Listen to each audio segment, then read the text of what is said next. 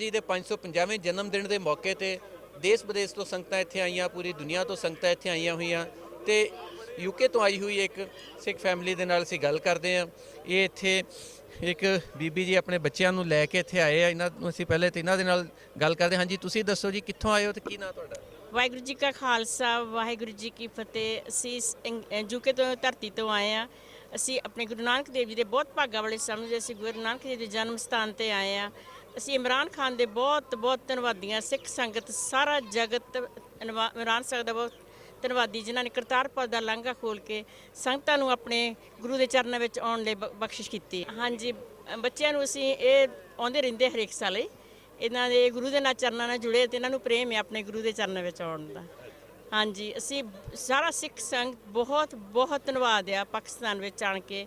ਜੋ ਵੀ ਸਿੱਖ ਪਾਕਿਸਤਾਨ ਦੀਆਂ ਸੰਗਤਾਂ, ਉਹਨਾਂ ਨੇ ਸਾਡਾ ਬਹੁਤ ਮਾਣ ਕੀਤਾ ਹੈ, ਬਹੁਤ ਪਿਆਰ ਦਿੱਤਾ ਸਾਨੂੰ ਸਤਿਕਾਰ ਬਹੁਤ ਮਿਲਿਆ ਆ। ਅਸੀਂ ਬਹੁਤ ਬਹੁਤ ਧੰਨਵਾਦੀ। ਸਾਨੂੰ ਕੋਈ ਮਾਲੂਮ ਨਹੀਂ ਹੁੰਦਾ, ਅਸੀਂ ਦੂਸਰੀ ਧਰਤੀ 'ਤੇ ਆਏ ਹਾਂ। ਇਸੇ ਤਰ੍ਹਾਂ ਲੱਗਦਾ ਅਸੀਂ ਆਪਣੇ ਘਰ ਦੇ ਵਿੱਚ ਬੈਠੇ ਆਣ ਕੇ। ਹਾਂਜੀ, ਤਾਂ ਅਸੀਂ ਬਹੁਤ ਬਹੁਤ ਧੰਨਵਾਦ ਕਰਦੇ ਇਮਰਾਨ ਖਾਨ ਦਾ, ਸਿੱਧੂ ਸਾਹਿਬ ਦਾ। ਸਿੱਧੂ ਸਾਹਿਬ ਨੇ ਜਿਨ੍ਹਾਂ ਨੇ ਪੰਜਾਬ ਦੇ ਵਿੱਚੋਂ ਆਣ ਕੇ ਲਾਂਘਾ ਖੁਲਾਇਆ, ਆਪਣੇ ਦੋਸਤ ਮਿੱਤਰ ਨਾਲ ਮਿਲ ਕੇ ਇਮਰਾਨ ਖਾਨ ਦੇ ਨਾਲ ਸਿੱਖ ਸੰਗਤਾਂ ਨੂੰ ਆਉਣ ਲਈ ਪ੍ਰੇਰਨਾ ਦਿੱਤੀ ਹੈ। ਸਿੱਖ ਸੰਗਤ ਸਾਰਾ ਜਗ ਸਿੱਖ ਬਹੁਤ ਬਹੁਤ ਧੰਨਵਾਦੀ ਇਮਰਾਨ ਖਾਨ ਦਾ ਜੀ। ਵਾਹਿਗੁਰੂ ਜੀ ਕਾ ਖਾਲਸਾ। ਤੁਸੀਂ ਦੱਸੋ ਜੀ ਕੀ ਨਾਂ ਤੁਹਾਡਾ? ਵਾਹਿਗੁਰੂ ਜੀ ਕਾ ਖਾਲਸਾ ਵਾਹਿਗੁਰੂ ਜੀ ਕੀ ਫਤਿਹ। ਮੇਰਾ ਨਾਮ ਹੈ ਗੁਰਅਮਰਤ ਸਿੰਘ। ਜਿਸ ਤਰ੍ਹਾਂ ਬੀਬੀ ਜੀ ਕਹਿ ਰਹੇ ਸੀ, ਬਹੁਤ ਹੀ ਚੰਗਾ ਲੱਗਾ।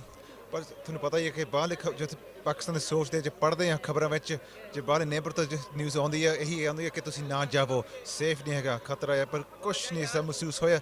ਆਪਣੀ ਗੌਰਮੈਂਟ ਤੇ ਸਿਕਿਉਰਿਟੀ ਪ੍ਰੋਵਾਈਡ ਕੀਤੀ ਹੈ। ਵੱਖ-ਵੱਖ ਥਾਵਾਂ 'ਤੇ ਜਾਂਦੇ ਹਾਂ, ਸੰਤ ਪਿਆਰ ਨਾਲ, ਮੁਹੱਬਤ ਨਾਲ, ਸਾਰੇ ਸਤਿਕਾਰ ਨਾਲ ਬੁਲਾਉਂਦੇ ਰਿਹਾ ਅਤੇ ਬਹੁਤ ਹੀ ਚੰਗਾ ਲੱਗਾ ਆਪਾਂ ਨੂੰ। ਆਮ ਤੌਰ ਤੇ ਦੇਖਿਆ ਗਿਆ ਕਿ ਨੌਜਵਾਨ ਤਬਕਾ ਘੱਟ ਆਉਂਦਾ ਵਾ, ਵਡੇਰੀ ਉਮਰਾਂ ਦੇ ਸਾਰੇ ਆਉਂਦੇ, ਤੇ ਇਹ ਮੈਂ ਦੇਖ ਕੇ ਬੜਾ ਖੁਸ਼ੀ ਵੀ ਹੋਈ ਹੈ। ਇਹੀ ਮੇਰੇ ਖਿਆਲ ਕਰਕੇ ਜਾਣਕਾਰੀ ਨਹੀਂ ਹੈਗੀ। ਜਾਣਕਾਰੀ ਜੇ ਹੋਵੇ ਭਾਈ ਤੁਹਾਡੇ ਲਈ ਸੇਫ ਹੈ, ਬਹੁਤ ਕੁਛ ਦੇਖਣ ਵਾਸਤੇ ਹੈਗਾ ਆ। ਆਪਣੀ ਸਹੂਲਤਾਂ ਚੰਗੀਆਂ ਆ, ਗੌਰਮੈਂਟ ਦਾ ਸਾਥ ਦਿੰਦੀ ਹੈ। ਹੁਣ ਖਾਸ ਕਰਕੇ ਹੁਣ ਇਮਰਾਨ ਖਾਨ ਜੋ ਕਰਤਾਰਪੁਰ, ਹੁਣ ਵਰਲਡ ਵਾਈਡ ਇਹ ਨਿਊਜ਼ ਜਾਵੇਗੀ। ਹੁਣ ਨੌਜਵਾਨਾਂ ਨੂੰ ਪਤਾ ਲੱਗੇਗਾ ਕਿ ਠੀਕ ਹੈ, ਗੌਰਮੈਂਟ ਸਾਡੇ ਨਾਲ ਹੈ, ਸਾਡੀ ਸਹੂਲਤਾਂ ਤਿਆਰ ਕਰ ਰਹੀ ਹੈ, ਤੁਸੀਂ ਵੀ ਜਾ ਕੇ ਦੇਖੋ। ਬਸ ਇਹੀ ਅੱਜ ਜਾਣਕਾਰੀ ਨੌਲੇਜ ਹੋਵੇ ਬਾਹਰ ਕਿ ਨਹੀਂ ਤੁਹਾਡੇ ਲਈ ਸੇਫ ਹੈ, ਸਿਕਿਉਰਿਟੀ ਫੁੱਲ ਪ੍ਰੈਪਰੇਸ਼ਨ ਹੈ। ਜੇ ਹੋਵੇ ਤਾਂ ਜਾਣਕਾਰੀ ਹੋਵੇ, ਜ਼ਰੂਰ ਆਉਣਗੇ। ਤੁਹਾਡਾ ਕੀ ਨਾਂ ਜੀ? ਮੇਰਾ ਨਾਮ ਹੈਗਾ ਮਨਵੀਰ ਕੌਰ। ਬਹੁਤ ਅੱਛਾ ਲੱਗ ਰਿਹਾ ਆ। ਇੱਥੇ ਦੇ ਲੋਕ ਬਹੁਤ ਵਧੀਆ ਆ, ਤਮੀਜ਼ ਨਾਲ ਬੋਲਦੇ ਆ, ਵੈਲਕਮਿੰਗ ਆ।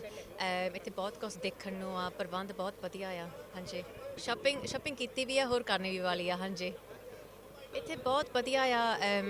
ਇੰਡੀਆ ਵਾਂਗਰ ਹੀ ਫੀਲ ਹੁੰਦਾ, ਜਿੱਦਾਂ ਮਾਸੀ ਜੀ ਨੇ ਕਿਹਾ ਸੀਗਾ। ਜਿੱਦਾਂ ਸਾਨੂੰ ਇੱਦਾਂ ਨਹੀਂ ਲੱਗਦਾ ਹੈਗਾ ਵੀ ਆਪਾਂ ਹੋਰ ਇੰਡੀਆ ਤੋਂ ਹੋਰ ਕੋਈ ਮੁਲਕ ਵਿੱਚ ਆਏ ਹਾਂ। ਇਸੇ ਤਰ੍ਹਾਂ ਸਾਨੂੰ ਬਹੁਤ ਵਧੀਆ ਲੱਗਿਆ। ਦੇਖੋ ਜੀ, ਇਹਨਾਂ ਦਾ ਕਹਿਣਾ ਕਿ ਪਾਕਿਸਤਾਨ 'ਚ ਆ ਕੇ ਇਹਨਾਂ ਨੂੰ ਕੋਈ ਬਿਲਕੁਲ ਤਬਦੀਲੀ ਨਹੀਂ ਲੱਗੀ, ਕੋਈ ਫਰਕ ਮਾਲੂਮ ਨਹੀਂ ਹੋਇਆ। ਔਰ ਜਿਹੜੀਆਂ ਬਾਹਰ ਇੱਕ ਗੱਲਾਂ ਫੈਲਾਈਆਂ ਜਾਂਦੀਆਂ ਵਾ ਕਿ ਪਾਕਿਸਤਾਨ 'ਚ ਨਾ ਜਾਓ, ਇੱਥੇ ਹਾਲਾਤ ਠੀਕ ਨਹੀਂ, ਉਹ ਵੀ ਬਿਲਕੁਲ ਐਸੇ ਨਹੀਂ ਹੈਗੇ। ਇੱਥੇ ਆ ਕੇ ਇਹਨਾਂ ਦਾ ਕਹਿਣਾ ਕਿ ਸਾਨੂੰ ਬਿਲਕੁਲ ਕੋਈ ਕਿਸੇ ਕਿਸਮ ਦੀ ਤਬਦੀਲੀ, ਕੋਈ ਫਰਕ ਨਹੀਂ ਲੱਗਿਆ ਕਿ ਕਿਸੇ ਹੋਰ ਮੁਲਕ 'ਚ, ਕਿਸੇ ਬੇਗਾਨੇ ਮੁਲਕ 'ਚ ਇਹਨਾਂ ਨੂੰ ਇੱਦਾਂ ਹੀ ਲੱਗਿਆ ਜਿੱਦਾਂ ਇਹ ਆਪਣੇ ਘਰ ਆਏ ਹੋਏ ਆ।